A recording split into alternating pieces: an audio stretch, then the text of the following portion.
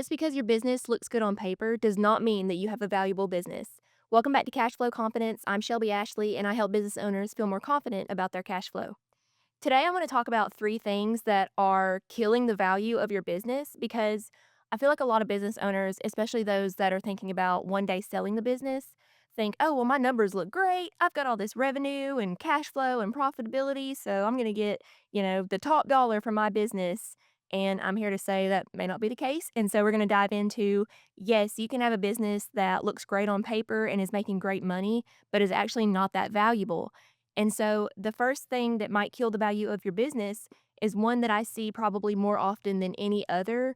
And that is that you pretty much are the business. And so if you, as the business owner, are involved in any kind of product delivery or fulfillment, or all of the sales and business development rely on you, anything really that relies on you, that's going to take a hit to your business value because when you go to sell your business to somebody, they don't want to buy a job. They want to buy a fully functional operational business. And so, kind of put yourself into a buyer's shoes. If you were to buy a business, would you want to buy something where you're having to sit on the phone all day long trying to chase down customers, or you've now got all this stuff that you have to deliver on whatever product it is you're selling? And so when a buyer is looking at your business and they think, "Oh man, this business owner is doing a lot, like putting in a lot of hours in this business," that's going to take a hit. I had a client who I actually had to back him out of buying a business because he put the pro forma financials together and everything looked wonderful. This business, it really aligned with what his existing business was, and the numbers looked great. And, we went over, they got pretty deep into the transaction. They went over, head count and who's on the team and what do they all do. And I asked him the question, what does the business owner do every day right now? And he hadn't thought about that. He was like, oh, I don't know. And I said, well, find out. And so he reached back out to the guy and he was like, what is your time spent on? And it turns out the guy was solely responsible for bringing in new work into the business. And so maybe he wasn't involved, in carrying out the service, but there was no service to carry out unless the guy that owned this business was the one going down and chasing new clients and customers.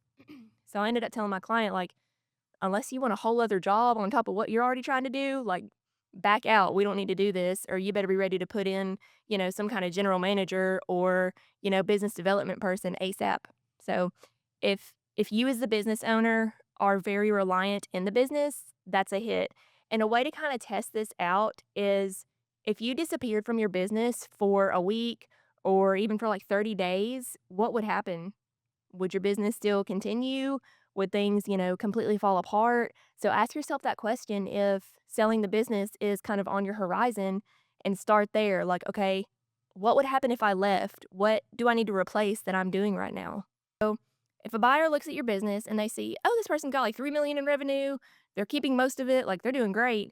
But then they drill down and see that that 3 million in revenue is made up primarily by, there's like 2 or 3 clients that make up a large amount of that revenue, or the revenue comes in very inconsistent waves. Like if it's like really, really seasonal, maybe summertime, you do, 2 million of that 3 million, or maybe the 3 million that revenue is not consistent monthly, month-over-month revenue, but instead really large projects that only hit, like, one time and then they're done, and then you've gotta, like, regroup and go and chase more clients and more revenue.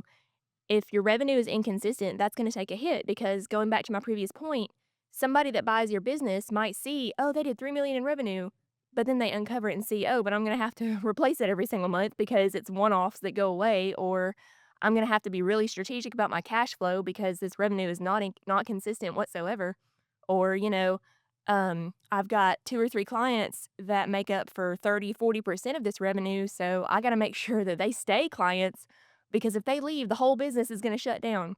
Don't put yourself in that kind of position. You need to instead, whatever your revenue is or your target revenue, space that out, as evenly as possible among your client base.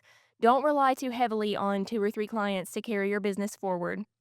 And then make sure if you are in some kind of seasonal business that you are very, very diligent about your cash flow and you're good about putting cash back for those slow months. So that way, if somebody sees, okay, well, revenue's down, but like they've got cash reserves, so we're fine.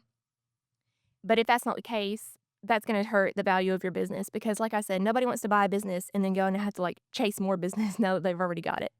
And then the third thing that would probably hurt well, not probably, but does hurt the value of your business is if you've just got really messy operations, like nothing is written down, everything lives in your head as the business owner.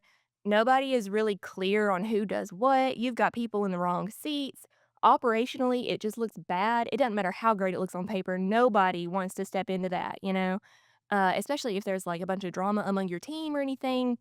Eliminate that like immediately. And so, starting with processes and procedures, if there's anything that exists in only your head or only a few of your team members' head, write it down and document it. Like you need to act like if you were to get hit by a bus tomorrow, things could continue and everybody would be okay. And so make sure everything that gets done in your business is documented. And these days, it's super easy to do that. Like for example, my operation, like every single client interaction I have on Zoom is recorded automatically. And then I use that and I make like processes and procedures and metrics and things so that should somebody step in my seat one day, they already know how things are run. And so do that in your business, whatever processes that you need to do, whether it's client fulfillment or sales or whatever, make sure it is documented and easy enough that somebody could step in not knowing anything about your business and continue things on. Beyond documenting everything, make sure that your team is very clear on who is supposed to be doing what. Make sure your team is, for the most part, satisfied with their job and their pay and all that. Nobody wants to buy a business and then have people come into their office crying because they want a raise or whatever it is. And make sure you cross train among your employees as well. So there should never be like a single point of failure in your business. There should never be just one person that knows how to do something critical. I'll give you an example. One of my clients owns an IT company, and he has seen before where businesses put like all of their sensitive data with this one IT person. And so that person left and there went their entire business domain. So now all of a sudden their website's gone. Any passwords or anything like that all went out the door with this guy when they let him go. If somebody has sensitive information in your business, make sure they are not the only one. And please make sure that things are pulled back into the business if you decide it's time to let this person go so you don't run into that kind of situation because it could be a really big mess and no buyer wants to step in and see that. And so, just to recap, just because your business looks really great on paper and numbers are really good does not mean that you have a successful business that could easily sell. You need to like put yourself into a buyer's perspective and think, would I want to buy this business? And if you don't want to, then, make some changes because a lot of the times business owners sell their business because they're just tired of it. Well, ask yourself, why am I tired of this? Is it because I'm having to work 80 hours a week still? Do you think that somebody else would want to buy that position? I mean, so think about these things before you decide to sell your business. So, number one is, you are the business, things rely heavily on you, you cannot leave the business. That's a major hit to your value. Number two is inconsistent revenue. Make sure that your revenue is predictable. And if the revenue cycle is not predictable, make sure your cash is there for when those downtimes in revenue occur. And number three is document everything. Make sure all of your operations and your team are all, in sync, that everything just flows smoothly. There's no one person that holds all the information, even if that's you. Um, and so make sure that you are documenting everything in your business. So you can have a business that's very profitable on paper and not have these things in place, and it would take a hit because none of these things that we just went over show up on your profit and loss. If you have a lot of revenue, you're going to see that on the profit and loss, but you're going to see how inconsistent it is. And if you've got, a bad team and messy operations or things rely on you, none of that's going to show up on a P&L. So don't just pull up your numbers and think, these look great and I got a bunch of money in the bank account, so I'm going to get top dollar for this business. Go back through the things I just said and make sure everything is in line. And that way you'll have a business that somebody else could easily purchase and things would just keep running completely as normal. And so if that's not the case, make sure you reach out to me because you may not know like what it is in your business that needs tweaking. And I've seen it enough where when a third party looks at it, they're like, oh, here's what needs to change. All right, see you guys next week.